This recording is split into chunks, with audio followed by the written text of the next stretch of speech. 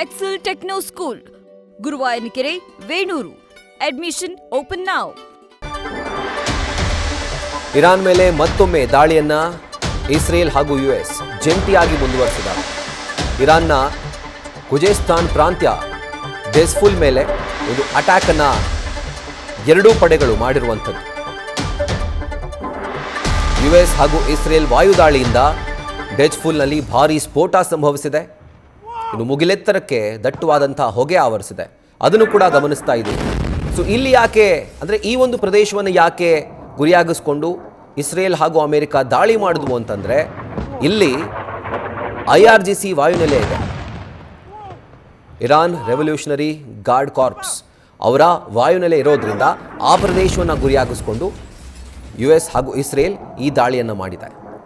ಇದರ ಕುರಿತಾಗಿ ಡೀಟೇಲ್ಸನ್ನು ಕೊಡ್ತಾರೆ ನಮ್ಮ ಸ್ಪೆಷಲ್ ಕರೆಸ್ಪಾಂಡೆಂಟ್ ಚಂದ್ರಮೋಹನ್. ಈಗ ಫೋನ್ ಮುಖಾಂತರ ಜಾಯಿನ್ ಆಗಿದ್ದಾರೆ. ಚಂದ್ರಮೋಹನ್, ಈಗ ಇವತ್ತಿಗೆ 3 ವಾರ ಕಂಪ್ಲೀಟ್ ಆಗಿದೆ ಎಕ್ಸಾಕ್ಟ್ ಆಗಿ. ಸೊ ಈ ಒಂದು ಯುದ್ಧ ನಿಲ್ಲೋ ಲಕ್ಷಣಗಳಂತೂ ಯಾವ ಕಡೆಯಿಂದನೂ ಕಾಣಿಸ್ತಾ ಇಲ್ಲ. ಇನ್ನೂ ದಿನೇ ದಿನೇ ತೀವ್ರಗೊಳ್ತಾ ಇದೆ. ಸೊ ಪ್ರಮುಖವಾದಂತಹ ನಗರಗಳೇ ಈಗ ಪರಸ್ಪರ ಟಾರ್ಗೆಟ್ ಆಗಿರುವಂಥದ್ದು. ಸೊ ಏನೆಲ್ಲ ಡೀಟೇಲ್ಸ್ ಲಭ್ಯವಾಗ್ತಾ ಇದೆ, ವಾರ್ ಅಪ್ಡೇಟ್ ಇಲ್ಲಿವರೆಗೂ ಚಂದ್ರಮೋಹನ್? ಹೌದು ರಾಹುಲ್, ಮುಖ್ಯವಾಗಿ ಇರಾನ್ ಮತ್ತು ಇಸ್ರೇಲ್ ನಡುವಿನ ಯುದ್ಧ ಇವತ್ತು 23ನೇ ದಿನಕ್ಕೆ ಕಾಲಿಟ್ಟಿದೆ. ಹೀಗಾಗಿ ಇನ್ನು ಯುದ್ಧ ನಿಲ್ಲುವಂತ ಲಕ್ಷಣಗಳು ಕಾಣ್ತಾ ಇಲ್ಲ. ಮುಖ್ಯವಾಗಿ ಇರಾನ್ ಕೂಡ ಈಗಲೂ ಇಸ್ರೇಲ್ ಮತ್ತು ಅಮೆರಿಕದ ಮಿತ್ರ ರಾಷ್ಟ್ರಗಳ ಮೇಲೆ, ಗಲ್ಫ್ ರಾಷ್ಟ್ರಗಳ ಮೇಲೆ ತನ್ನ ದಾಳಿಯನ್ನ ಮುಂದುವರಿಸ್ತಾ ಇದೆ. ಈಗಾಗಲೇ ಇಸ್ರೇಲ್ ಮತ್ತು ಅಮೆರಿಕ ದೇಶಗಳು ಇರಾನ್ನ ಅಣ್ವಸ್ತ್ರ ಘಟಕಗಳ ಮೇಲೆ ದಾಳಿಯನ್ನ ನಡೆಸಿದ್ವು. ಅಣ್ವಸ್ತ್ರ ಘಟಕವನ್ನ ನಾಶಪಡಿಸಲಿಕ್ಕೆ ಯತ್ನವನ್ನ ಮಾಡಿದ್ವು. ಇದಕ್ಕೆ ಪ್ರತಿಯಾಗಿ ಇರಾನ್ ದೇಶ ಕೂಡ ಇಸ್ರೇಲ್ನ ರಾಜಧಾನಿ ಟೆಲ್ ಅವೀವ್ನ ಮೇಲೆ ಮತ್ತು ಇಸ್ರೇಲ್ನಲ್ಲಿರುವಂತಹ ಅಣ್ವಸ್ತ್ರ ಘಟಕಗಳ ಮೇಲೆ ದಾಳಿಯನ್ನು ಕೂಡ ನಡೆಸಿತ್ತು. ಅಣ್ವಸ್ತ್ರ ಘಟಕಗಳನ್ನ ಗುರಿಯಾಗಿಸಿಕೊಂಡು ಕ್ಷಿಪಣಿ ದಾಳಿಯನ್ನ ಇರಾನ್ ದೇಶ ಕೂಡ ನಡೆಸಿತ್ತು. ಈಗ ಪ್ರಮುಖವಾಗಿ ಇಸ್ರೇಲ್ನ ರಾಜಧಾನಿ ಟೆಲ್ ಅವೀವ್, ಜೆರೂಸಲೇಂ ಸೇರಿದಂತೆ ಪ್ರಮುಖ ಸ್ಥಳಗಳ ಮೇಲೆ ದಾಳಿಯನ್ನು ನಡೆಸ್ತಾ ಇದೆ. ಜೊತೆಗೆ UAE ಮೇಲೂ ಕೂಡ ಇರಾನ್ ದಾಳಿಯನ್ನ ನಡೆಸ್ತಾ ಇದೆ. UAE ಮೇಲೆ ಯಾಕೆ ದಾಳಿಯನ್ನ ನಡೆಸ್ತಾ ಇದೆ ಅಂದ್ರೆ, UAE ನಲ್ಲಿ ಹೆಚ್ಚಿನ ಪ್ರಮಾಣದಲ್ಲಿ ಅಮೆರಿಕದ ಹೂಡಿಕೆ ಇದೆ ಮತ್ತು ಪ್ರವಾಸಿಗರು ಹೆಚ್ಚಿನ ಸಂಖ್ಯೆಯಲ್ಲಿ ಹೂಡಿಕೆಯನ್ನ ಮಾಡಿದ್ದಾರೆ. UAE ಕೂಡ ಅಮೆರಿಕ ದೇಶದೊಳಗಡೆ ಹೂಡಿಕೆಯನ್ನ ಮಾಡಿದೆ. ಈಗ ಅಮೆರಿಕಕ್ಕೆ ಬೆಂಬಲವಾಗಿ ನಿಂತಿರ್ತಕ್ಕಂಥ ದೇಶ ಅಂದ್ರೆ UAE. ಹಾಗಾಗಿ UAE ಗುರಿಯಾಗಿಸಿಕೊಂಡು ಇರಾನ್ ಕೂಡ ದಾಳಿಯನ್ನು ನಡೆಸ್ತಾ ಇದೆ. UAE ಮೇಲೆ ದಾಳಿ ನಡೆಸಿದ್ರೆ ಅದು ನೇರವಾಗಿ ಅಥವಾ ಪರೋಕ್ಷವಾಗಿಯೇ ಅಮೆರಿಕದ ಮೇಲೆ ನಡೆಸಿದಂತ ದಾಳಿ ಆಗುತ್ತೆ, ಅಮೆರಿಕಕ್ಕೂ ಕೂಡ ಹೊಡೆತ ಕೊಟ್ಟಂತಾಗುತ್ತೆ ಅನ್ನುವ ಕಾರಣಕ್ಕಾಗಿಯೇ ಈಗ ಇರಾನ್ ದೇಶ ಕೂಡ UAE ಮೇಲೆ ಹೆಚ್ಚಿನ ಪ್ರಮಾಣದಲ್ಲಿ ದಾಳಿಯನ್ನು ನಡೆಸ್ತಾ ಇದೆ. ಈಗ ಮುಖ್ಯವಾಗಿ ಇರಾನ್ನಲ್ಲಿರುವಂತಹ ಅಣ್ವಸ್ತ್ರ ಘಟಕಗಳನ್ನು ನಾಶ ಮಾಡಬೇಕು ಮತ್ತು ಮಿಸೈಲ್ ಮ್ಯಾನುಫ್ಯಾಕ್ಚರಿಂಗ್ ಯೂನಿಟ್ಗಳನ್ನ, ಫ್ಯಾಕ್ಟರಿಗಳನ್ನ ನಾಶಪಡಿಸತಕ್ಕಂಥ ಕೆಲಸವನ್ನ ಅಮೆರಿಕ ಮತ್ತು ಇಸ್ರೇಲ್ ದೇಶಗಳು ಮಾಡಿವೆ.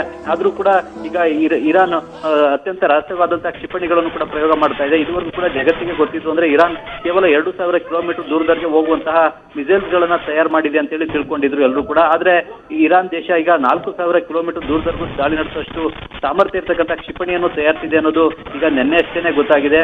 ಮುಖ್ಯವಾಗಿ ಹಿಂದೂ ಮಹಾಸಾಗರದಲ್ಲಿದ್ದಂತಹ ಅಮೆರಿಕ ಮತ್ತು ಇಂಗ್ಲೆಂಡ್ನ ದ್ವೀಪದ ಮೇಲೂ ಕೂಡ ಇರಾನ್ 4000 ಕಿಲೋಮೀಟರ್ ದೂರದವರೆಗೂ ಕೂಡ ಬ್ಯಾಲಿಸ್ಟಿಕ್ ಮಿಸೈಲ್ ದಾಳಿಯನ್ನ ನಡೆಸಿದೆ. ಹೀಗಾಗಿ ರಹಸ್ಯಮಯ ಕ್ಷಿಪಣಿಗಳನ್ನ ಈಗಲೂ ಕೂಡ ಇರಾನ್ ಇಟ್ಕೊಂಡು ಅವುಗಳನ್ನ ಪ್ರಯೋಗ ಮಾಡ್ತಾ ಇರ್ತಕ್ಕಂಥದ್ದು ಈಗ ಹೊಸ ಬೆಳವಣಿಗೆ ಆಗಿದೆ. ಇದು ಕೂಡ ಅಮೆರಿಕಾಗೂ ಕೂಡ ಶಾಕ್ ಆಗಿದೆ. ಆದ್ರೆ ಈಗ ಇರಾನ್ ಸಂಪೂರ್ಣವಾಗಿ ಸೋತು ಶರಣಾಗಬೇಕು, ಇರಾನ್ ನಲ್ಲಿ ನಾವು ಹೇಳಿದಂತವ್ರು ಅಲ್ಲಿ ಅಧಿಕಾರಕ್ಕೆ ಬರಬೇಕು ಅನ್ನುವುದು ಅಮೆರಿಕದ ಒತ್ತಾಯ. ಆದ್ರೆ ಇದನ್ನ ಕೇಳಲಿಕ್ಕೆ ಇರಾನ್ನ ನಾಯಕರುಗಳು, ಲೀಡರ್ಗಳು ಯಾರು ಕೂಡ ತಯಾರಿಲ್ಲ.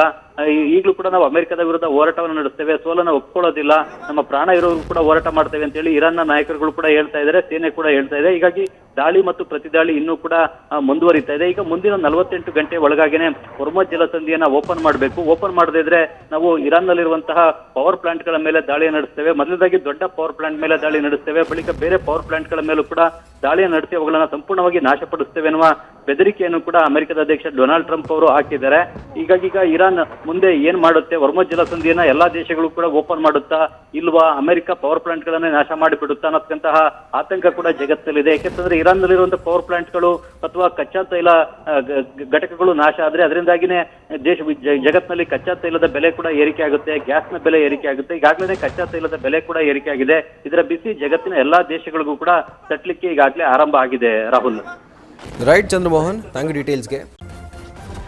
ನ್ಯೂಸ್ ಫಸ್ಟ್ ನಿರ್ಭೀತಿಯಿಂದ ನಿಮ್ಮ ಪರವಾಗಿ.